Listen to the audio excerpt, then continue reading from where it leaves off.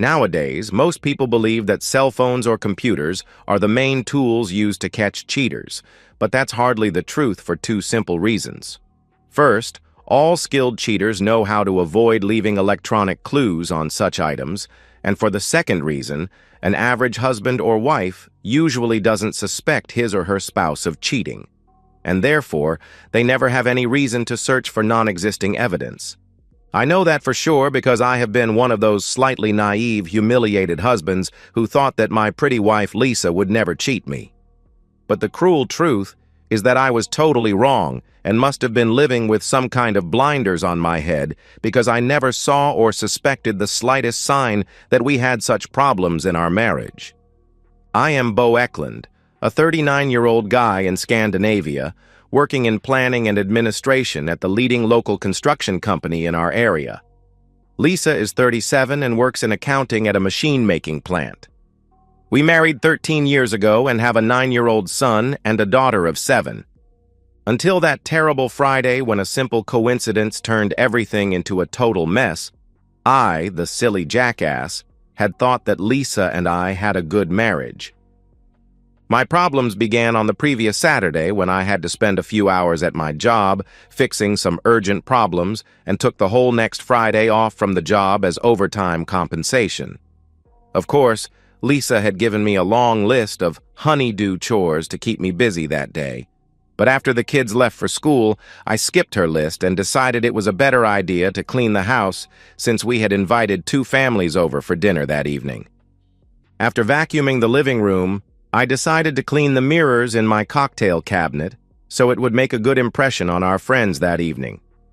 It usually contained 8 bottles of malt whiskey from different distillers in Scotland and 6 crystal whiskey glasses. To my great surprise, I could see that one of the glasses was used, whereas it hadn't been the day before yesterday when I had replaced a burned-out light bulb in there. That was a mystery because I never left dirty glasses in that cabinet, so it was obvious that somebody must have been in my house and drinking my whiskey yesterday. Lisa and I left at the same time in the morning, and I was home before her, so somebody must have been drinking that whiskey during the daytime when both of us were at work. But nobody breaks into a house to drink a glass of whiskey, so there had to be some other explanation. First, I checked the doors, windows, and locks for break-in marks, then all our valuables, but nothing strange was visible and nothing was missing. The next thought was that Lisa had been at home for a short stop together with somebody, but it was strange that she hadn't mentioned that to me unless, of course, I wasn't supposed to know anything about it. Not supposed to know hit me like lightning, so I went into the bedroom checking for clues but couldn't find anything in there. The next step was searching the spare room, where I was surprised to find that the pillow and sheets on the bed were slightly used. That was really strange because it had been many months since Lisa's sister slept 2 nights there. A very close examination gave me a couple of dark brown long hairs on the pillow and a small dried spot of something in the middle of the sheet. I replaced the used sheet and pillowcase, cut out the spot from the used one, and threw the remainder of the sheet in a garbage bag. When I grabbed my magnifying glass to compare the hair from the spare room with a hair from Lisa's hairbrush, there was no doubt they were equal. Lisa's sister is blonde, so it couldn't have been her hair. It was clear that somebody had had intimacy in that bed yesterday, and with Lisa's hair on that pillow, it was obvious that she had been involved in it. Because of her gym time last evening, she hadn't had a chance to fix the bed without making me suspicious. But I don't think she was too worried about that because I never checked anything in the spare room. If it hadn't been for that dirty glass, I would still have been a happy husband. Lisa had never left a dirty glass in that place, so it was obvious that the lover boy had taken that whiskey without her knowledge while waiting for Lisa. Of course, there was no way for me to pretend that everything was as usual and have dinner with our friends. So I made 2 phone calls to some very surprised friends who were canceling the dinner. After that, I wrote a message to Lisa and left it on the kitchen table. Lisa, due to our very serious problem, I've canceled the dinner with our friends and will be away for some time. Bo. Not much information either about the problem or where I had gone or for how long. However, Lisa wasn't stupid and might have gotten some clues, at least when she found a clean sheet on the spare room bed. Then I booked a room at a popular hotel on the Baltic coast, packed a suitcase with some clothes and my laptop, laid it in my car, locked the house, switched off my cell phone, and drove away. At the hotel, I spent some time at the gym and the pool before having dinner and spent a few hours at the bar. I switched on my cell phone only long enough to download Lisa's voice and text messages. She had sent me 4 voice messages and 2 text messages asking me to contact her as soon as possible. Not a word about being sorry or pretending to understand why I had left, so there was no reason for me to call her back. Most of Saturday's daytime was spent in the hotel's gym and spa. After dinner, a few hours were lost at the bar, but I was not in any mood for intimacy with a rather handsome lady who was obviously working and made her offer for business reasons. On Sunday, it was about 6:00 p.m. before I was home again. As I was coming in, Lisa shouted, "Where in the hell have you been?" as soon as she saw me. "Who is he?" I replied without raising my voice. "Who what?" she shouted back. "The damn creep you brought to this house on Thursday for drinking my whiskey and having intimacy with you in the spare bedroom." Now she calmed down before asking, "How can you imagine any nonsense like that? He left a dirty glass in my whiskey cabinet and his marks on the sheet in our spare bedroom, and you left hair on the pillow.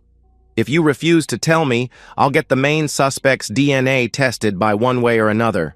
So you better tell me now who he is in order to save some of your innocent fellow workers from a lot of humiliation. You can't demand that innocent people give you samples of their DNA and think they will accept to do that," she replied. "I can't, but I'm sure some of my friends can, and all of the innocent guys will be happy to cooperate with my friends rather than resist their friendly request. It's your problem what happens to the cheater if he is stupid enough to disobey." Now she got ashen gray in her face and shouted, "Oh, good Lord!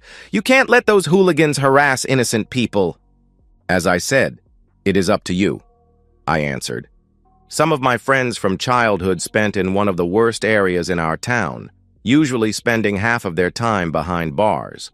And they didn't care much about that because it was far better for them than to be unemployed on the outside.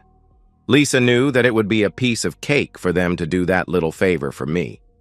She said, "It was only an innocent one-time fling with Jerry Harrison that will never happen again. Please forgive me, let me explain, and you don't need to overreact." "No reason for any overreacting. The only thing I intend to do is strangle that damn jerk," I roared. She screamed at me to stop and come back as I went out, took my car, and drove away. It took me about 10 minutes to reach Jerry's house, but Lisa had called him with a warning about my intentions. Jerry's rather gorgeous wife, Veronica, was at home and told me that Jerry had received a phone call and had rushed out in a hurry. When I told her the reason for my visit, she said, "Thanks for the useful information, and if you have any evidence, then Jerry will be out of this house tomorrow. And there won't be any problems with that because this house is my private property." Lisa confessed what Jerry and she did. "I even have DNA from the spot on the sheet. Just give me something with Jerry's DNA and I'll send it for testing." "I'm sure that it was Lisa's call that got him running away to avoid my wrath," I replied. Veronica gave me a used hanky from the laundry basket and said it was Jerry's. She even promised to keep me updated about what happened between her and Jerry. The next day, a Monday, I went to the court office for divorce papers, filled in the details, signed them, and asked Lisa to sign. But she refused to do that and began to cry hysterically. Later that evening, I got a call from Veronica. She told me that Jerry had been thrown out of her house after confessing his cheating. A well-built co-worker of hers had moved in to prevent Jerry from trying any tricks or attempts at coming back. Lisa didn't get any happier when I told her that Jerry was a free man and she could join him the next day if she wanted. Instead, she began crying again and begged me to forgive her for what she called a very much regretted one-time stupidity. I began to think about that, but wanted to have some matters cleared up before forgiving her. So I took a long walk to think about my problems. During the walk, Veronica called me and asked if I could do her a favor that sounded strange to me, but was obviously very important to her. 2 days later, I got a very interesting phone call and an audio file to my smartphone that made me skip all intentions about getting back together with Lisa in the future.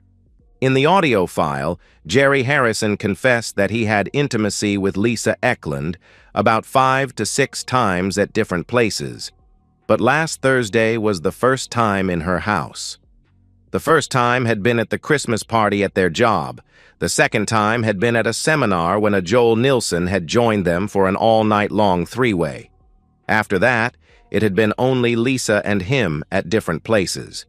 When Jerry was told he could remain in his present job, but that his wife wanted him to be living in the next town 35 kilometers away, he accepted. My friends told me that it hadn't taken more than a few seconds with a taser to get Jerry to cooperate in all the suggested matters. First, I called Veronica with the news about her long-time cheating spouse. After that, it was Lisa's turn to listen to Jerry's confession. That got her to sign the divorce papers without any further arguing or explanations as to why she did what she did. Although the divorce was expected to be a real hell that would hurt our innocent children, I could not find any other alternatives. It didn't matter how much I had loved and still loved Lisa. Her long-time cheating and lies were too heavy a burden for me. 6 months later, I still feel like a pile of crap, and my life has remained a mess. I bought our house out from Lisa after taking a new loan at the bank. That, together with paying all those expenses with only one salary, had a terrible effect on my economy. Although almost all the people involved in Lisa's cheating are losers in one way or another, I'm still feeling like the main loser. Jerry did precisely as he was told, and bought a cheap house in the next town where he lives with a divorced woman he met on some websites. He is still accusing Lisa of his downfall. Even though they still work at their old jobs, they ended their relationship and hardly speak with each other. Even Joel Nilsson is a poor loser, though he is still married. But after I told his wife about his three-way with Lisa and Jerry, she gave him a simple choice: bug off or accept some new conditions. He accepted and is now a laughing stock whose wife is having an affair with her boss at least one night a week, usually at his apartment, but sometimes even in Joel's bed. Joel is said to be sleeping in the spare room or at a cheap hotel many nights. Joel's wife has even gotten a promotion at her job in a company car, so she is a winner who doesn't have an affair for nothing. Even Jerry's ex-wife, Veronica, is a winner because that handsome coworker never left her house, and I'm even invited to their wedding. Veronica says that she has fixed me up with a great date for her wedding, but I don't expect it to be anything serious. It was Veronica who wanted to get rid of Jerry from our town and asked me if I could find some way of persuading him to move out. I did, and she paid my friends very well for that favor, which also gave me very useful information about Lisa and Jerry. Lisa ended up living together with Tony Holm in his 2-room apartment. Thus, she couldn't have our children every second week, as agreed in our shared custody settlement. Tony is a divorced, extremely jealous wife abuser, which is why several of Lisa's friends and I warned her about him, but she didn't listen to us. Nothing happened until Lisa received her money from our house and refused to give it to Tony. He had almost completed the purchase of a new BMW. He got really mad and made the serious mistake of beating Lisa severely in front of our children. Although I dumped Lisa for her cheating, she is still my children's mother, so anybody who is stupid enough to hurt her will not remain unpunished. That's the reason why Tony was taken to the hospital with a broken collarbone and a broken leg, and also with an injured knee. And then he returned in the wheelchair that would be his for several weeks into the future. While her tormentor was in the hospital, Lisa moved out of his apartment and bought her own in a much better area. Though she and I are far from friends, we are now at least on speaking terms about our children, and I'm sure she's telling the truth when she says that she regrets her cheating like hell.